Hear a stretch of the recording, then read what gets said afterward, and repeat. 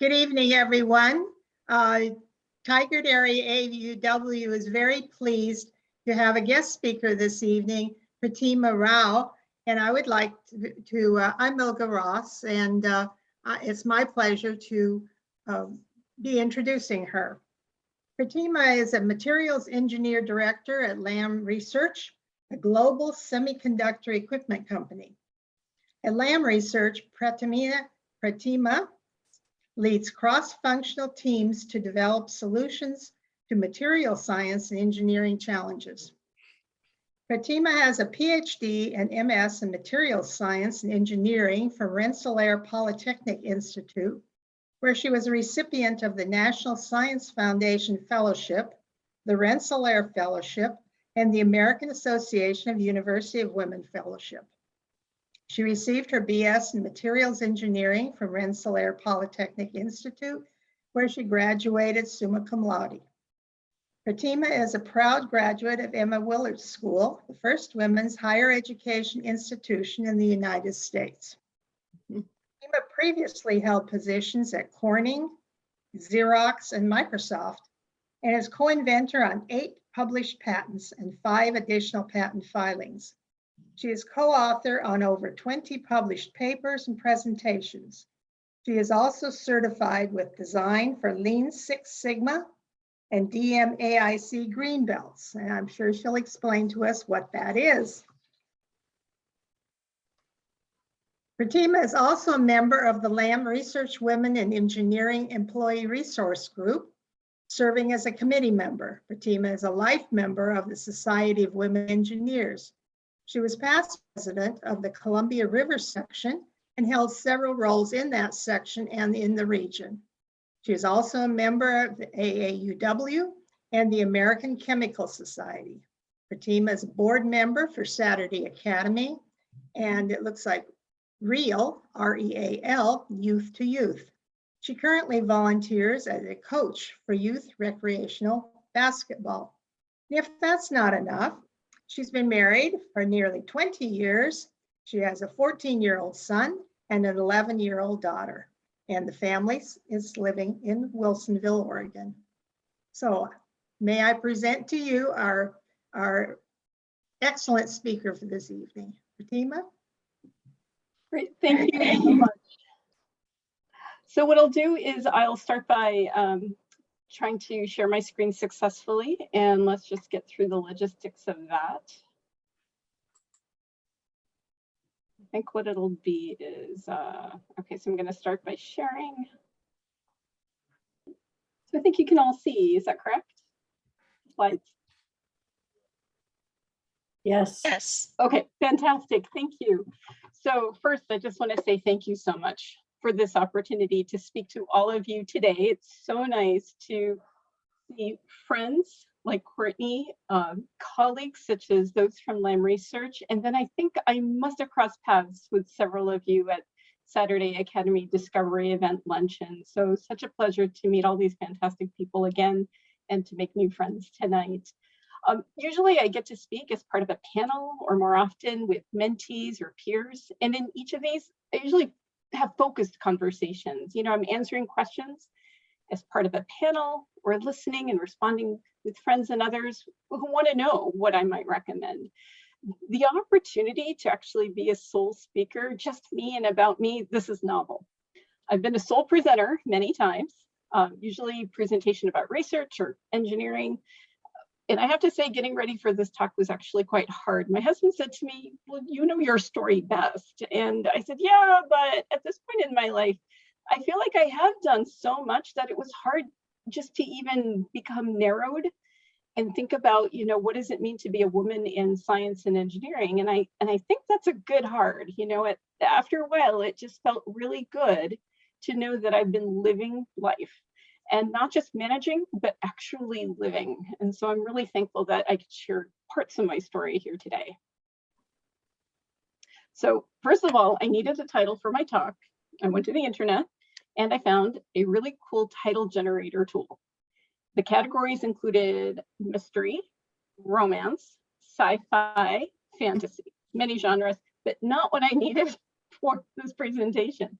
So luckily I also have friends. And so with a little back and forth, we came up with a title for me. And it's Owning My Story and My Space as a Woman in Science and Engineering. The woman in science and engineering part is easy. That's what you've invited me to come here discuss with all of you, but why story and why space? And I think the dictionary definitions actually say it well. A story is a narration of sorts. It can be an accounting or even an evolution in what I've experienced. That is my story. And space is open. It can be small, it can be vast. And as I was raised and I've gone through my education, motherhood, marriage, career, I found my space. And the boundaries were erected and they were taken down. They were moved, contracted, and expanded. And so I actually occupy my own space, and this is my space. So my bio was shared and it was filled with facts and events, and I look forward to sharing more. As was mentioned, I'm married to a wonderful man, my husband, Bob Hepburn. We have 2 school-aged kids, both very wonderful and very lively. Our son Thorin is in 8th grade, and our daughter Sonia, she's in 5th grade. She's 11 years old. So please welcome my family. They're also on the call somewhere here in the virtual Zoom. We live in Oregon, and we keep busy. We don't have any dogs or cats, and most of the time I do really feel like I'm ordinary. I'm working and I'm raising kids, and I've got a great husband, and I've got dishes to clean every night. But the truth is, as ordinary as I have reflected that I'm actually quite intentional and passionately intentional. So every single one of these photos in my presentation, they have been about an intentional experience. So this is who I am. And I use the phrase a lot with my kids, making memories. My family knows this. And so this idea of making memories is living life. It's being intentional. And when I combine it with one of my husband's best dad advice, which is no one can take your accomplishments away from you, that allows us to ensure that he and I and our 2 kids, no dogs, no cats, we're living our story and we're claiming our space. So in framing up my talk for today, I did have 4 discussion points in mind. And I'm keeping an eye on the clock, so just let me know if I need to kind of hasten the pace. But I did want to spend some time talking about my multicultural upbringing, my education, which includes this all-girls high school experience, engineering studies, of course, my career path in the field of material science and engineering, and touch upon some of those experiences in a majority male work environment. This has been more or less my life story from engineering school through where I am today. And then I do a lot, it was stated already, community and volunteer engagements in STEM and women's issues. And the reason I'm able to do this is because it serves so many purposes that I have, so many goals that I have, I mean to say, checks off many boxes. And so these are very productive, fun ways for me to spend my time. So to tell my story, it starts with my upbringing. And it was necessarily a multicultural upbringing. I was born in India, and at a very young age, I immigrated to the United States with my mother and my older sister. My dad was already here in the United States. He was in fact a practicing surgeon and a university professor in India. And he came to the US, this was in the early 70s, in order to further train, have more opportunities. And the timing was that he was actually here in the US when I was born. I'm fond of telling my kids the story. He was informed by telegram of my birth. And of course, years later, we made it to Oregon. So let's start with my mom. She is key to who I am. She absolutely inspires me. And I have a Kleenex here because I usually get emotional when I talk about my mom. She was actually born into a wealthy landowner family, one of 6 kids and the older of 2 daughters. My grandparents were actually quite accepting, not surprisingly, of my mother's decision to not complete middle school. They lived in a village. It was common for girls to end education early and to get married. So my mother was married in an arranged marriage by age 17. My mom was very young when she flew all these thousands of miles with my older sister, who was then a year and a half, and I was only 8 months, all this way to New York City. She didn't speak any English, and she relied on a kind female fellow passenger to support her on the journey, fill out those immigration disembarkation cards. And at the end of that, of course, we were received by my dad at JFK. So we began our family life in the United States as an immigrant family from India. So I watched my mom manage our house in all the ways that a mom does. She prepared fresh food. She mowed the lawn and shoveled the snow while wearing a sari. She raised my older sister, my younger sister, my brother, and me as a stay-at-home mom. And she was in deep support of my father and the decisions he made for our family. And so those decisions included financial decisions, how we should spend our free time, which was often volunteering for the Indian and Hindu communities in upstate New York. And we would travel back to India when it was arranged by him, because he was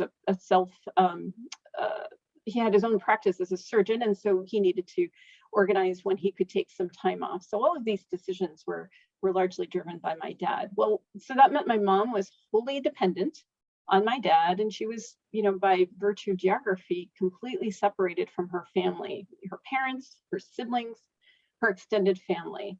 And so I look back and I think about my mom and what she imbued in me, and it was traits of resiliency and a very strong sense of practical acceptance. So my father, he is the eldest son in his family. He had 7 sisters and 3 brothers, and he carries strong responsibilities for the well-being of our extended family in India. His contribution to my siblings and me were his strong values around education and the important consequences of being educated. He never lowered his expectations for my sisters and me. He insisted on academic success and a full college education. He expected us to go to graduate school and preferably to all become medical doctors like he was.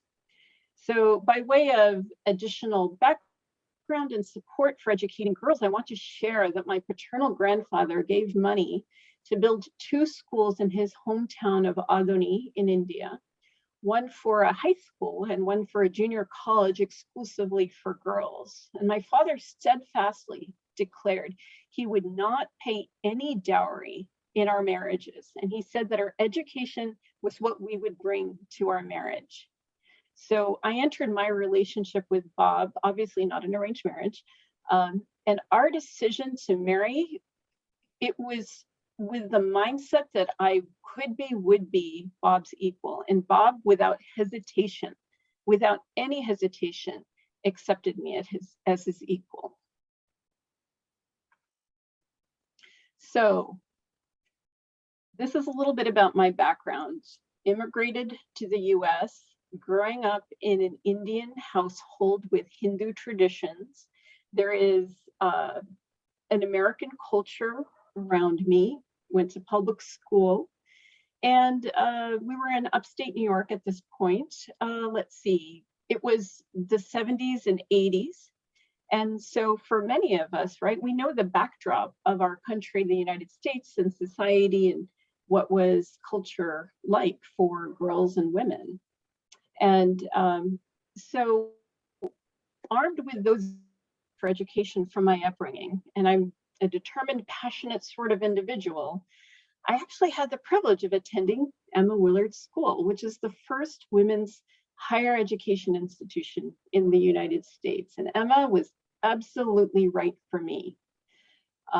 So interestingly, my dad sent my older sister and me to Emma Willard School to be day students. We were not boarding students as some of the other students were, partly because he was just observing that in the community there were other Indian families and they were sending their daughters to Emma. And so he said, okay, well, you guys should go there too. So it was an amazing, awesome experience. This is a school that graduated individuals like Elizabeth Cady Stanton, Jane Fonda, Kirsten Gillibrand, and so many more. And these are the 3 that I mentioned because they're, known to us through all of our history and knowledge of suffragettes and popular culture and, of course, politics. So while at Emma, I saw an experience that Emma was, while at Emma, this is what I experienced, this is what I'm trying to say here. Every raised hand every voice heard, every opinion is that of a girl.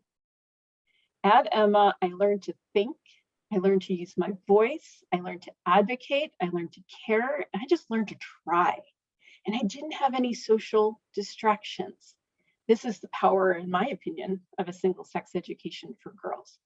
I was focused on my education, and that was pivotal. There would be no right answer, no wrong answer for me in the world. It's what was right and wrong for me. And I learned that it was so empowering. There was no hesitation on my part to choose engineering as my college major. I thrived on science classes at Emma Willard. I took every class that was offered, did my fair share of dissections. And I'm so grateful to Mrs. Rogers because she tapped me in 10th grade to join the Science Olympiad team, which she was just forming. I went on to officially form the Science Club and the Science Olympiad team, and I've gone back for every single high school reunion, all the way from Oregon, except for one, even dragged my kids with me. And my husband, kids, and I, we attended the high school's bicentennial celebration in 2014, and I actually participated as a panel speaker on women in science. And then I had the privilege of being featured in a video called I Am Forever Emma. Emma was about education. It was about a space to be myself, science, math inclined. I joined numerous clubs. This is really the start of all of this advocacy in women's rights and STEM education and just being a part of the community and learning to be a leader, learning to be interested in things and care and hear other people's points of views because, you know, it was an international day in boarding school. There were so many different kinds of people there.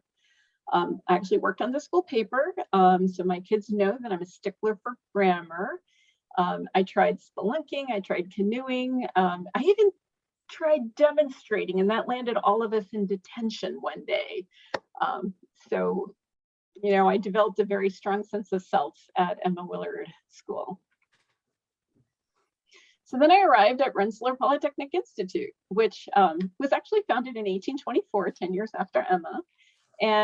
And we're talking hardcore engineering. That's RPI. Everyone, you know, picked engineering as a major, and yeah, there was a program in management and a program in something else. But at the time, it was all engineering. And I had a couple of college course credits, and I proceeded to just hit that heavy load. Undergraduate courses, I took chemistry, I took physics, I took math, I took computer science, Fortran. And you know what, for humanities, I even took economics. Yep, more math.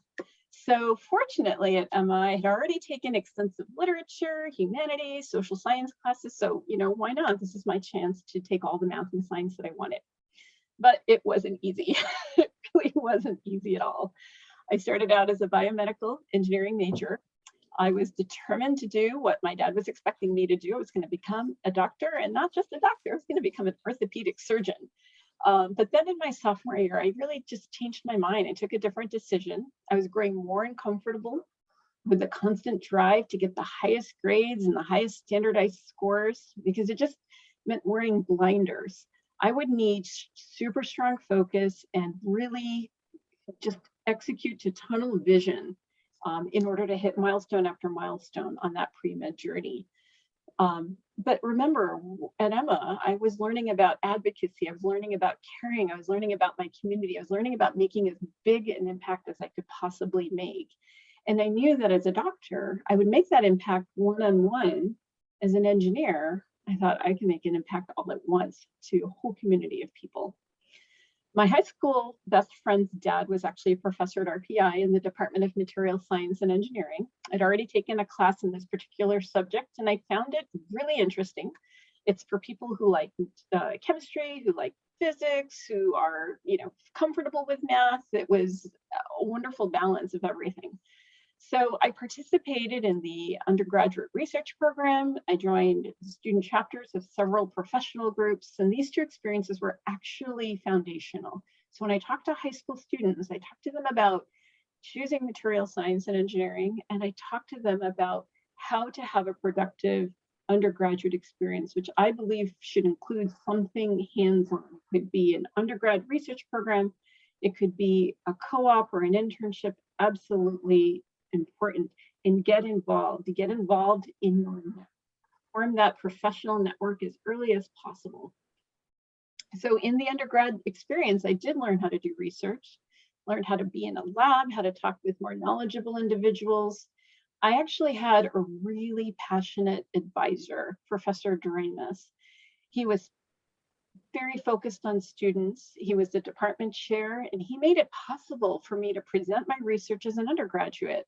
I'd given a presentation, I had been listed as a co-author on one of the papers, and the students around me, the graduate students, they were really committed to the student chapters, and they invited all of us undergrads to join, serve as officers, get involved in STEM presentations. And so I did. I started to, hit the elementary schools, meet with visitors and talk about, becoming a scientist or an engineer. And so I had given all those presentations. They were fun. Even after I came to Oregon, one of the first things I did was get involved in organizations like PavTech. Some of you might remember PavTech. And I gave these presentations. I would come in with tennis rackets, a wooden one, a metal one, a composite one. I'd have a space shuttle tile and a blowtorch. I'd have a dewar of liquid nitrogen. And all of these opportunities just gave me more and more confidence to keep doing material science and engineering. So at RPI, I did go ahead and receive my master's and my PhD, and I had the opportunity to receive 3 fellowships. We're going to spend a little bit more time here at RPI because that's exactly what happened. I spent a little more time at RPI. I was incredibly fortunate to receive the National Science Foundation Fellowship and to receive a Rensselaer Graduate Fellowship. And I was marching along in my graduate studies at a pretty slow pace. These were the hard years, and I learned that it was really important. This is the advice I now give students. It's important to find the right professor and the right research group.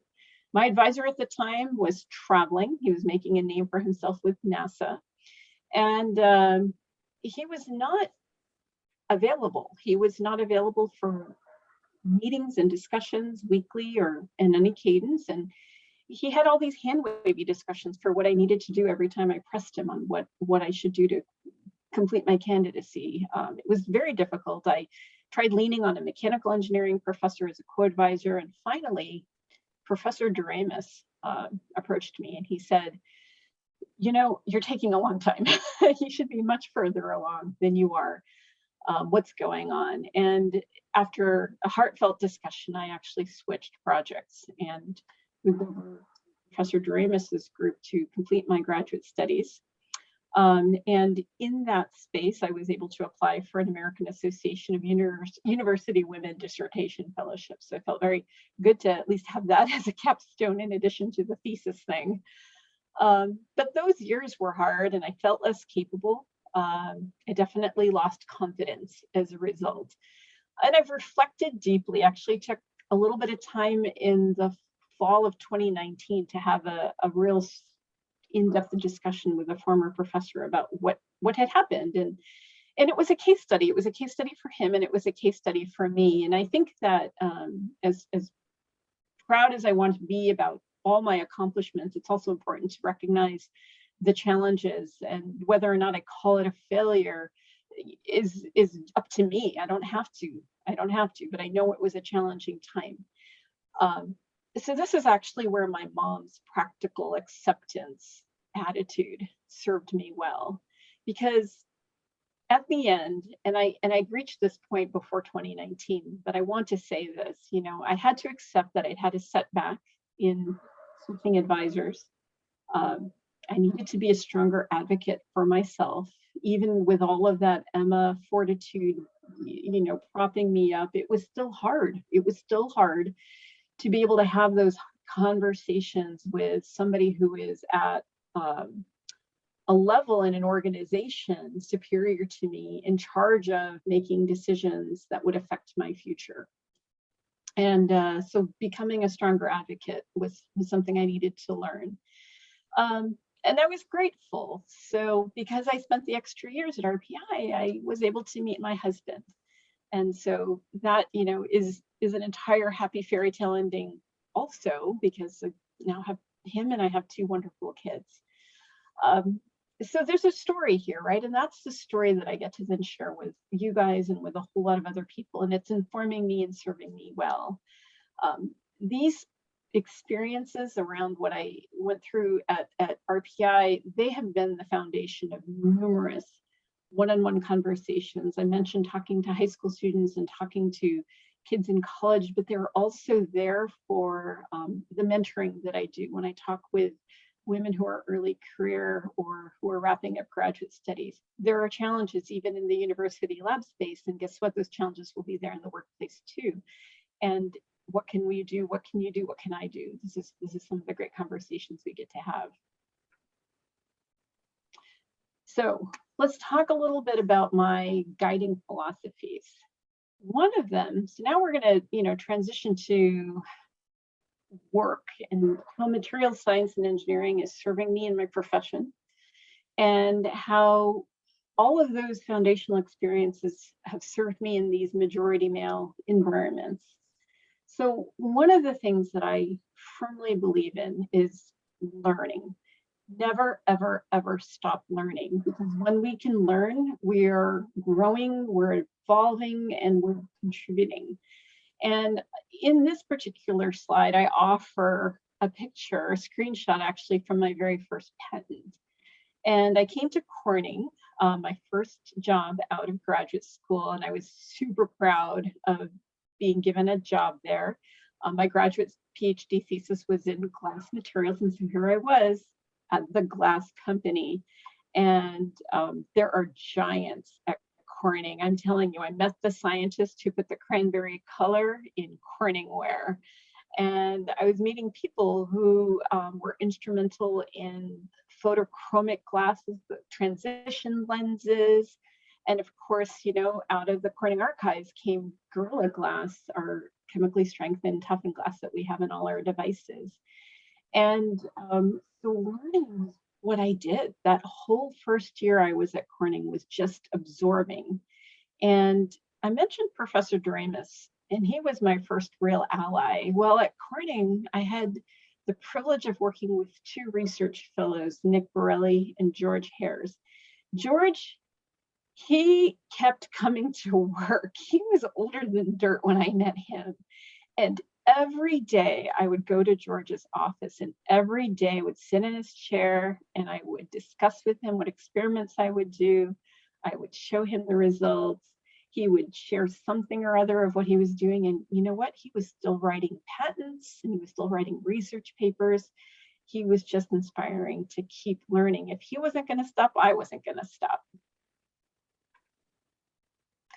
Then there's resiliency. And this is actually a great part of my career, having to be resilient. So you kind of have a feel for sort of where I was growing up in the 70s and the 80s and finished up graduate school. That brings us to the early 2000s. And what happened in the early 2000s? We came off the dot-com bust. We entered a period of the telecom downturn. Bob and I are married. We relocated to Oregon, because on the heels of the telecom downturn was a need for us to both be gainfully employed, and had successfully defended his PhD, but was unable to join me at Corning. So we packed up our car. He had received a couple of job offers in Oregon, one from Intel and one from Novellus. And the irony is, I too had received a job offer from Intel, but I picked Corning over Intel because, of course, Corning was the glass company. So we came to Oregon, and I needed to find a new job. And so I was able to get a position with Xerox. And Xerox is, of course, a well-known brand. And Xerox is a decades-old company. And they'd acquired a campus in Tektronix a few years earlier, a campus in Wilson, Oregon, which was formerly Tektronix. And so I joined as a Xerox hire. And now this is probably where I grew the most as an engineer. I formed a strong technical mentoring relationship with another ally, Anthony. And Anthony and I, we continue to talk, and we branched out beyond material science. During this period, we went through the Great Recession. We saw suppliers going out of business as our automotive industry took a downturn. A polymer supplier wasn't able to meet Xerox's more modest needs. Motorola was taking a downturn, and a particular adhesive that Motorola acquired from a supplier was diminishing in demand, and so Xerox's modest demand was challenged again. So I learned a lot. I learned about material science. I learned how to do industry R&D. I learned how to do product development. And this is where I actually got my belts, my Lean Six Sigma belts, one in design for Lean Six Sigma and one in the DMAIC methodology. And I was on track to get a couple of black belts, just sort of working my way through all of the fantastic training that Xerox had to offer. This was also the decade in which I had my babies. And so Warren was born in 2007 and Sonia was born in 2011. And so now I'm navigating all of it. I'm navigating establishing myself as a professional, learning how to do good material science and engineering when there are economic headwinds, learning how to take care of babies and kids and juggle work life and deal with all of the things we just don't have control. So when I'm preparing for a test, I can decide how much to study, how many practice problems to do, how prepared I want to be. When I'm getting my data together, I'm reading through all of my Excel spreadsheets and creating PowerPoint slides and deciding on the message. But you know what? Kids don't come with any kind of structure. They are who they are, brilliant and challenging all at the same time. There were double ear infections. The daycare had a norovirus outbreak. There would be pink eye, and I kid you not, head lice. All of this just kept upending my challenges in trying to keep it together and hold it together. And we thrived, we survived, and that was the resilience. And so just being strong in the face of all those challenges. And I'm not talking about stubbornness, and I'm not talking about becoming entrenched. I'm talking about being that tree that just flexes in the hurricane winds, just constantly moving from side to side and never breaking. And it's not a journey I took by myself. I do want to be very clear. We're talking about being a woman in science and engineering, and we're talking about majority male environments. And so I looked around and I found peer groups. We had the Women's Alliance, we had Asians coming together. I spoke to my husband and my life partner. I met with people like Courtney and other moms who were raising babies and kids too. It truly took a village. And just like my mom, I was separated. I was spatially separated from my mom. I was time separated from my mom. And so it takes fortitude and resilience to get through so much of what we need to do as a woman in science and engineering. And I have to say, as a working parent. Empathy. So this is also key. I really credit again my parents for teaching me aspects of empathy, because there were times when they were empathetic and there were times when they were not empathetic. And so I learned that I would really rather be more empathetic. And so how we're raised, sometimes you just want to be a lot like, what your upbringing is. Maybe you were raised in a big family, so you want to have a lot of kids. And sometimes you want to be sort of in the other direction. And so I really thought a lot about how I was raised and what really positive traits I wanted to bring forward in my workspace. And empathy was definitely one of them. And people just want to be heard and they want to be understood. And I know there are myths about stereotypes around birth order, but I got to tell you, I am second of 4 and I am the middle girl. I really believe there was some diplomacy there along the way that allowed me to be empathetic in my upbringing and my relationships with my siblings. And so we do this in order to build shared understanding, find that common ground, and it's so important. And I throw a picture up of my some of my contributions at Microsoft, which is the development of the Surface Hub technology. And why do I align empathy with Microsoft, because Microsoft is a business to consumer play. It's a B2C business. You know, Microsoft sells to businesses, but they also sell to you and me, to all of us. And so it's really important to understand and hear what it is people want. And within Microsoft, and we were moving away from the harder, harsher culture under Gates and Ballmer into a more compassionate hit refresh is the name of Satya Nadella's book, and how he chose to lead, changing the culture to be one of shared purpose, mutual purpose, even if you are feeling like you have to be challenging in those environments. And so at Microsoft, I thought it was just great to work on being empathetic and have that. We had a team in Redmond, we had the team in Wilsonville, we were trying to do product development, we were hitting challenges with reliability and industrial design, and they were trying to keep up with Apple and just all of these things. But you know what? Fighting and becoming, but in all of our discussions was not productive. It was much more important to say yes and, to show the empathy, to show the understanding, and then go back and find the data, the evidence, the logic, you know, acknowledging challenges in the schedule in order to do more successful engineering work. And leadership. So over here on the left is actually a nod to my current employer, Lam Research, where I am growing as a leader. It's like we're finally putting all the pieces together. And I'm learning that leadership styles, they come in all shapes and sizes, just like people do. And when I came to my interview with Lam, the question that one of the interviewers asked me, he said, you know, at Xerox and at Microsoft, you did a lot of work in polymer science. You worked on adhesives and elastomer materials. We have a lot of problem statements around metallurgy and ceramics. Do you think you would be able to do that? And I looked at him and I said, absolutely. Because by now I had learned that I had what it took. I had grit, I had determination, I had resiliency, and I sure knew how to learn. I was confident that I could lead any technical discussion, even if I didn't know the ABCDs of what had happened over the last 5 months, 5 years, or even 15 years in that particular technology. It was my first foray, by the way, in semiconductor technology as well. By the way, Lam Research acquired Novellus, so full circle, I'm now working with a company where my husband started his career.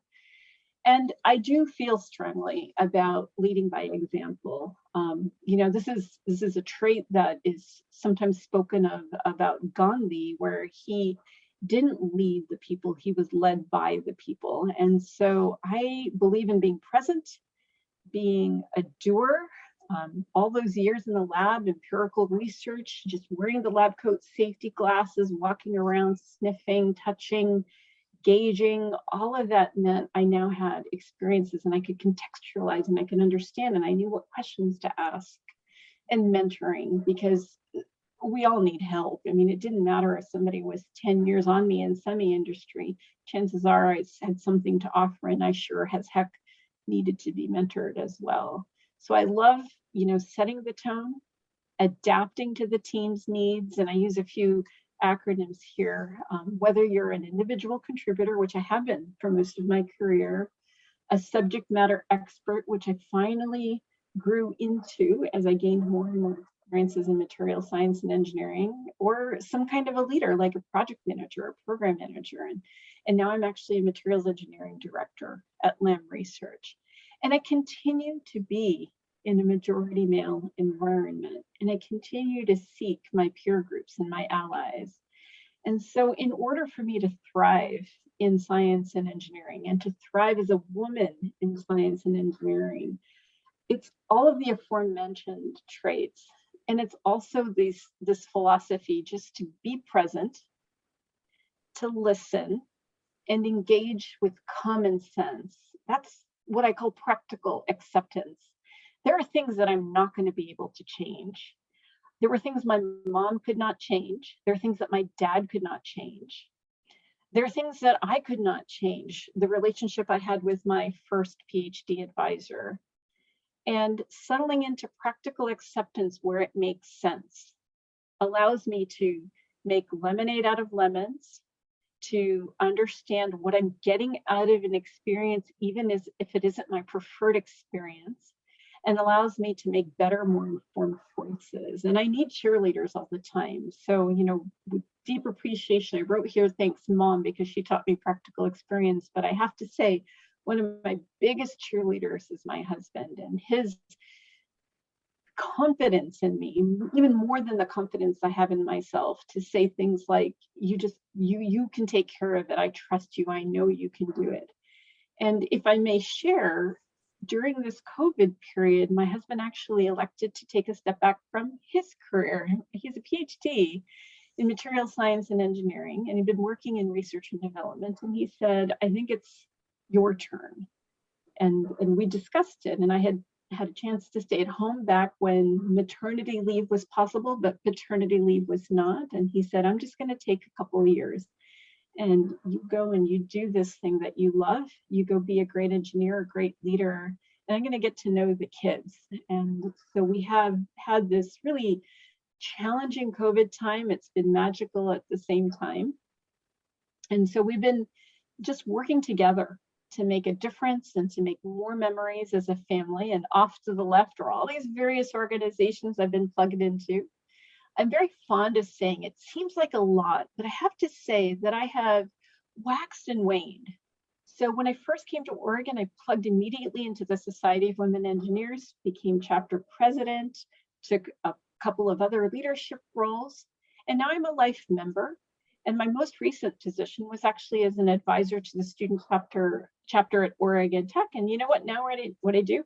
Now I just receive emails. I don't actually plan or set up any kind of programming.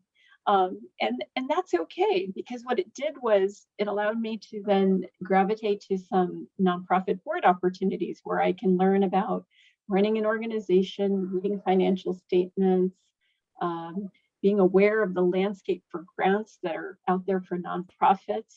And that's fantastic too. And I just ended my coaching career in basketball. So where's that Kleenex? I have to pull it back out. I'm so happy that I could do something with my son, be his basketball coach since he was in first grade. And my daughter knows I'm on the prowl. I'd love to do something with her in a structured or unstructured way. And I would love to just find that chance to be there with my kids, be there for a whole bunch of kids, and tick off at least one other box. And that one other box in basketball was to be physically active.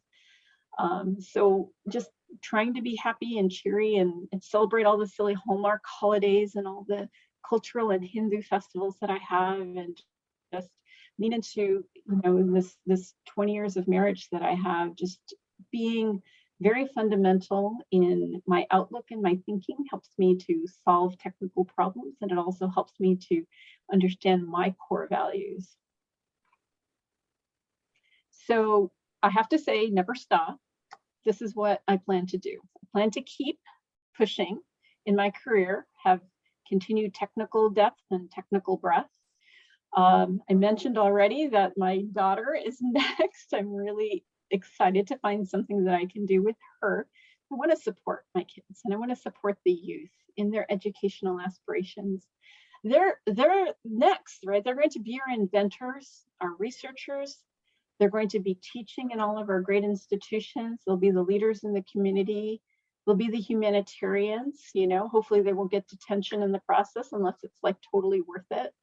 And they'll be mentoring somebody else too. The one coming, my daughter, she's a competitive gymnast, and she's been doing this for several years. And each year I hear about some new kid who's joined the gym, and I just keep thinking, wow, Sonia, you're like the one who can show someone the ropes. That is just awesome. And so my kids, even at this young age, get that opportunity to help someone along.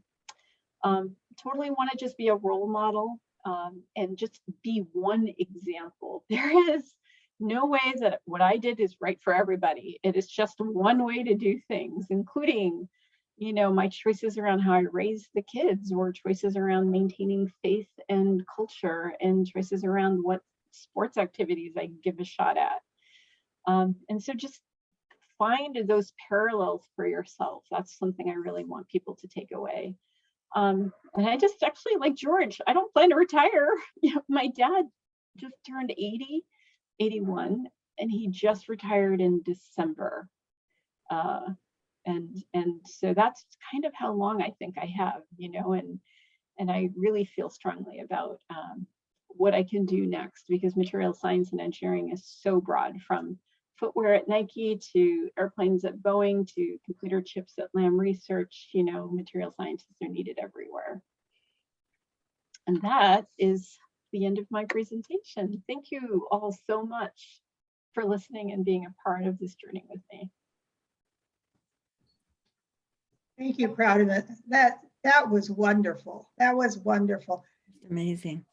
Yeah, there were so many points, even though, and I'm sure others found it this way too, even though your life is different, all of our lives are different, there are so many points that you made that I could identify with. And I'm sure that there are going to be some comments or questions from others. It was just terrific. Thank you so very much. I think that we'll just take your questions. You can unmute your mics and we can go ahead and do that. I don't know if, like, materials engineering, I mean, can you even tell me explain that a little bit? I have an idea, but I'm not sure. Yeah. And then the other thing, and by the way, I did love your presentation. It was wonderful. Microsoft, the picture you showed, I was fascinated, by the way, that how important you think of Microsoft as being so enormous, but how important it is, because it does relate to us as people, because we're the users of so much of it. But you had Surface Hub. Surface Hub? I don't know what that is. Well, answer the Surface Hub question, and then let's talk a little bit about material science and engineering.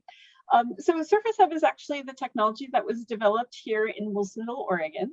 And it is a large-scale capacitive touch technology device. So when we think about our phones that we hold in our hands, or even our iPads or Surface devices, they're all with the interaction of swiping and touching. Well, the Surface Hub was intended as a B2B, business-to-business proposition, large scale. We developed a 65-inch and an 85-inch unit, and it allows for 2 or more users to be at the device at once. So really to enable meetings. And in fact, here we are in COVID talking about how do we use remote technology. And I think the Surface Hub, has a role to play where you can do whiteboarding and inking and be in one site versus another site. I work frequently with our team in Lam, India. So we're, spatially and geographically separated, time separated now by 13.5 hours. And the best we can do is PowerPoint. So often we're doing PowerPoint, but sometimes we do inking and things like that. If I could have a Surface Hub at my house, that would be great, but it's usually a B2B play given the price point. Material science and engineering, yes. So when high school counselors talk with students about becoming an engineer, we very often hear them mention mechanical engineering, civil, electrical, chemical, and a whole array of other specialized engineering. Well, material science and engineering is exactly what it is. It's the study of materials, and there are some 6 classes of materials: metals, ceramics, glasses, plastics, polymers, composites, semiconductors. Understanding their properties, and properties would be mechanical, optical, electrical, thermal. And as you know, just intuitively, you use a particular material for a particular application. For example, if you want transparency, you use a plastic or glass. They have 2 very different properties. When Steve Jobs decided that he needed a cover glass or cover lay for the iPhone, he could have used a plastic sheet. It would have been optically transparent.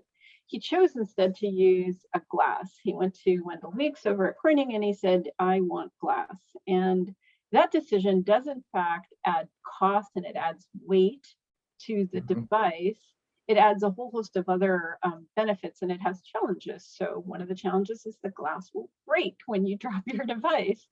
So that's when Corning was able to pull out the Gorilla Glass, the chemically strengthened glass, as an option. And I've been to the lab, by the way, in Corning, New York, and we watched their testers, just drop devices off the ground. You could see they also been to Nike's mechanical testing lab, where they take a sneaker and hit it over and over and over and over to try to see how the elastomer material and the adhesives used in the construction of the shoe can endure the kind of impact that we users have in footwear.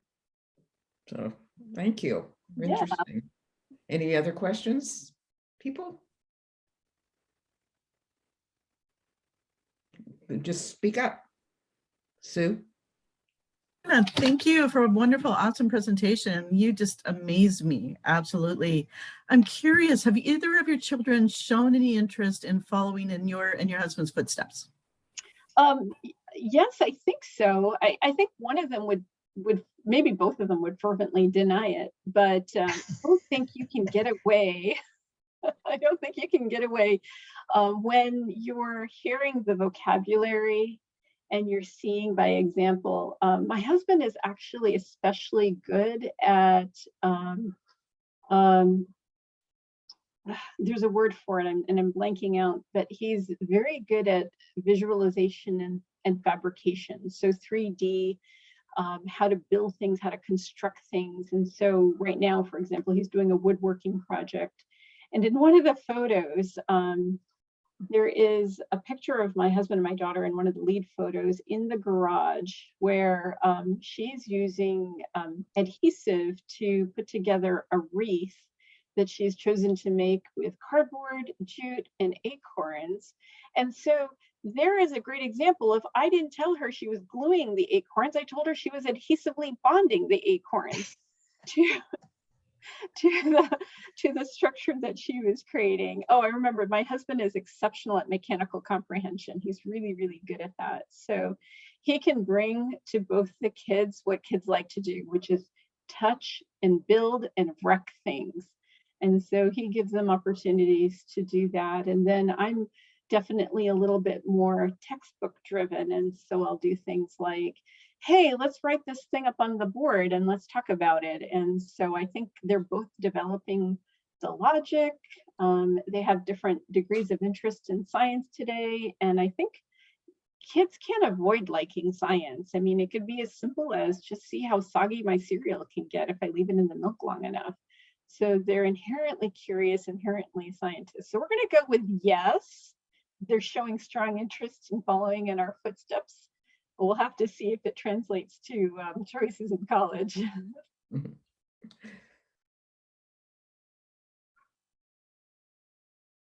Just go ahead. Yeah, Pat. So thank you so much. This has been really interesting. I have some dear friends who are women engineers who I considered sort of to be pioneer women. And I find that women engineers are just more articulate in general about what they've learned and how they've translated it and how they do leadership. So I really appreciate your example because I think you're right in there with that. Thank you, Pat. I am so happy to hear that you felt that it was a thoughtful, organized, and articulate discussion. Definitely. For sure. Yes. I do think, ladies, I think it starts with this this more nebulous framework, right? We all have so many thoughts. How can we avoid that? And then to distill and distill and distill and finally put some framework and structure. I guess I credit engineering for that. It's at the end of the day, you do need to be structured and communicate well. So thank you. I appreciate that. And we really do need to kind of close this part because we have a meeting, a business meeting, but I thought, but you do want to say something, Courtney. That's good. Oh, I'm waving to Soren. Oh, you're waving. Hi, buddy. Oh. I was thinking about the effort that you went to do this presentation, and And part of me thought, well, gee, I wish there were more of us here to hear it. But then I thought to myself that it was also wonderful for you to organize what you did for yourself. Would you not agree with that? I completely agree. And I've got both kids here, so if you both just kind of like say hi, there we go. How old are you two? How old are you two? I'm 11. I'm 14. Okay. It's so nice to meet you both. Nice to meet you too.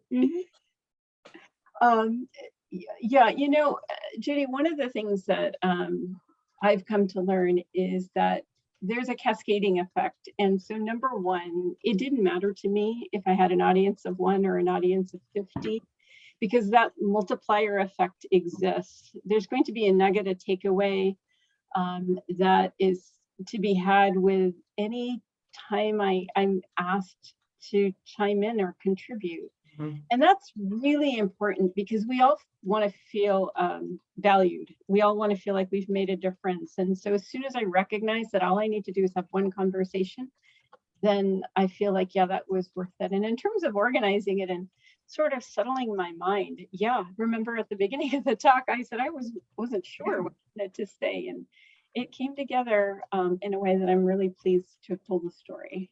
Yeah. You. Courtney, did you want to say something, or you were just excited? Oh, I would actually love to say just a moment, just a quick thing that I really feel like I'm so honored to know you and know just as much as I do about your family, and I've always wished to know you all better. But I think what came across really strong tonight is something I've always admired about you, just how structured you are and you're such a linear thinker and you have such incredibly strong and beautiful values. But one thing that I really just want this community here to know is how fun and funny you are. I find that when I read your Facebook post, I'm laughing and want to share with my family. I think you have such a sophisticated humor. Whether it's, there was something that made me laugh so hard about a bookshelf that Bob was building or organizing or something.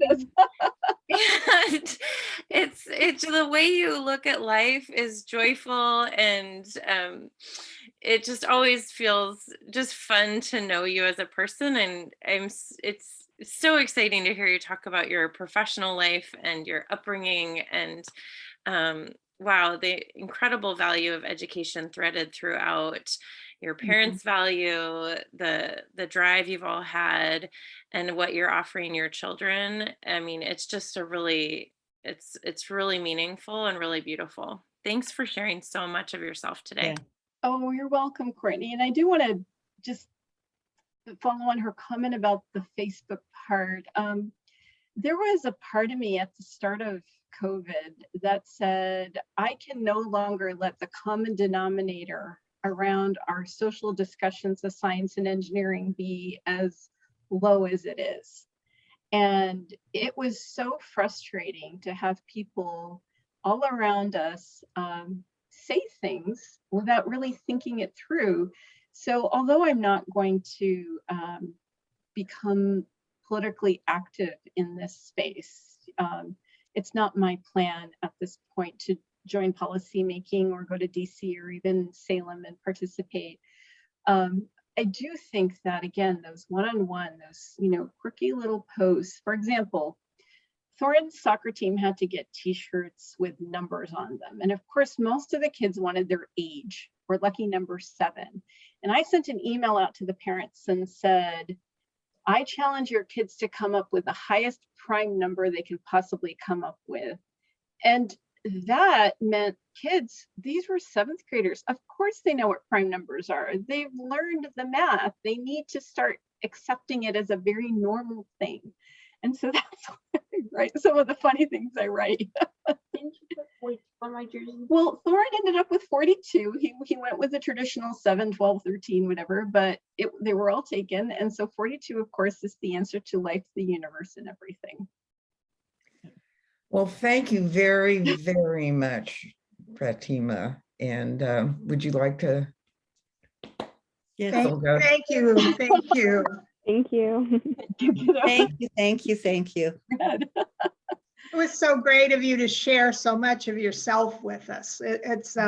And again, like I said, there's so much commonality that comes through that we can all identify with. And I hope that sometime we'll be able to meet again, that we can do this in person. It's been a wonderful, wonderful presentation. Thank Yes, you. you ladies are right in my backyard. So when we're in person, I absolutely want to come and meet folks. And I am finishing up a mentoring relationship, and the graduate student is receiving her PhD from Lehigh, and she has now an AAUW dissertation fellowship. I encouraged her to apply, and here she is, full circle, you know, getting one of these awesome fellowships. So thank you so much. And so we just wanted to know, I think, you know, recording of this will be concluded. And if I could connect with somebody to get the recording, that would be great. Since you're moving into the business part of your meeting, do I then say goodbye? Yeah, I think. Going to end the recording. And the guest and the guests, that we are very happy that you all came and